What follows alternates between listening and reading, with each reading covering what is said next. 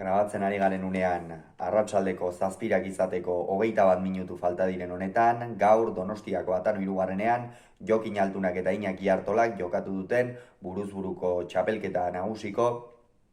bigarren finalerdiaren analisia egingo du. Jokin Altuna zen favorito eta pronostikoak bete egin ditu 22 eta 10 irabazi du amezketarrak eta honen bestez, beste urte bestez, buruzburuko final nagusi horretan izango da. Bestalde, gogoratuko dugu, batetik Jokin Altunak lehengo astean Darioren aurka majo sufritu behar izan zuela, baina azkenean norgehiagoka aurrera ateratzeko beta izan zuen. Iñaki Artolak berriz, orain dela hilabete edo eskuratu zuen jada finalerdietarako txartela, baina aurreko astean ez, aurrekoan orain 2 aste Zabalaren aurka irabazita multzoko lehen postuan sailkatzea lortu zuen. Partida irekia zen, gainera ikusmin handia sortu duena, amezketa eta alegi oso ondoan dauden bi herri dira, gainera biak txiki-txikitatik ezagunak, 2 urteren aldea dute, baina askotan elkarren aurka jokatutakoak, lauterdiko final bat ere jokatu zuten eurek debutatu zuten urte berdinean, hau da 2014 urtean elkarren aurka, orduan Iñaki Artola izan zen garaie, baina geroztik buruz-buru jokatu dituzten norgehiagoka guztietan, eta lauterdian baita ere Iñaki Artolak, Jokin Altunak irabazi egin dio Artolari, eta gaurkoan ere halaxe izan da. Hasieratik norgehiagoka oso alde ipini zaio Jokin Altunari eta sakatzen ikusi dugu. Behar bada orain artean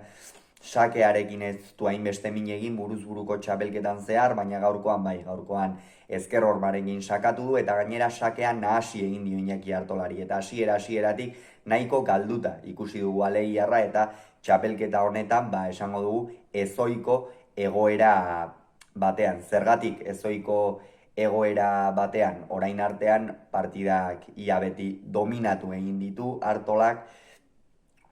aurkaria baino askoz ere gehiago izan da, eta gaurkoan ez zaio hori gertatu. Ia une oro Jokin Altunak eman du jokoaren ekimena, gainera lehendabiziko 5 tantoetan ia ezin izan du jokoaren ekimenik hartu Iñaki Artolak, eta horrela zaila da Jokin Altuna bezalako pilotari bati aurre egitea. Gero alere sakea hartu duenean pare bat tanto egin ditu, baina berriz ere Jokin Altunak tantoia da haundi xamar bat egin du. Iñaki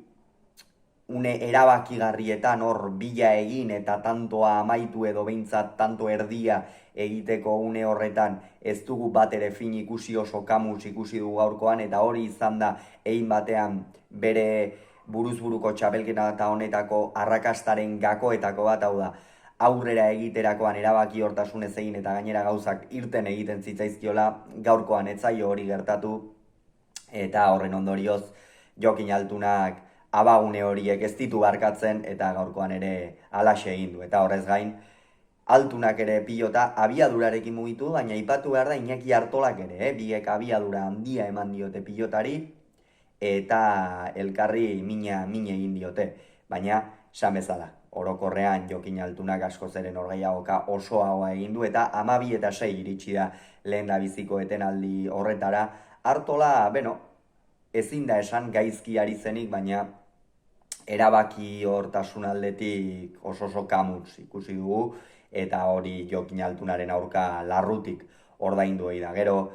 bigarren etenaldira 18 eta 10 emaitzarekin iritsi dira, hor Artolak atera du Altunaren pilota bat, sakez 2 tanto sartu dizkio, baina hortikan aurrera berriro ere Jokinek bere gustuko pilota atera du, berriz ere sakearekin nahastu egin du, eta gero gainera Artolak askotan atzetikan botez erantzuten zion 8-9 eta gero hortikan aurrera joateak lanketa handia eskatu ohi du, eta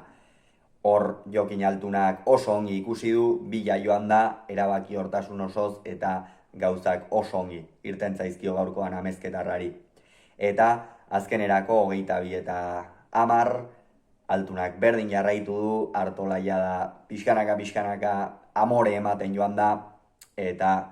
amezketarrak beste behin ere maisutasuna erakutsi du. Aurtengoan ez da bere buruzburuko txapelketarik distiratsuena izan, Unai Lasoren aurka hasiera oso kaskarra eman zion, gero Zabaletari Aixa irabazi zion, Darioren aurka sufritu, eta gaurkoan Artolaren aurka erakustaldia eman du. Zehaztasun ikeragarriarekin egin ditu tanto batzuk, horrez gain Iñaki Artola nahi izan duen bezala eduki du, eta oso deseroso txapelketa honetan inork lortu ez duen gauza bat lortu du gaurkoan Jokin Altunak, eta bere orain zenbagarrena ote du 2018 urtean jokatu zuen lehendabiziko finala, 2020an ere Jakaren aurka bera izan zen finalean, 2023an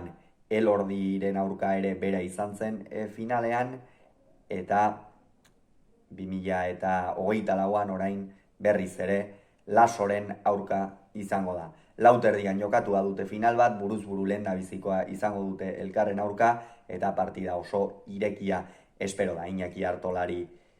zoriontzea, besterik ez zaio geratzen egin duen txapelketagatik, orain burua altxa Iñaki, sekulako txapelketa egin deketa, eta orain aurrera begira jarri behar, hauxe da kirola, batzuetan irabazi, besteetan galdu, txapelketa ederra egin du Artolak, baina gaurkoan amezketako azeriak berriz ere erakustaldia eman eta une erabakigarrian asmatu egin du. Hauxe beraz, norgehiagoka honen inguruan esan beharrekoa, hurrengoan gehiago izango zuen, bitartean izan, agur.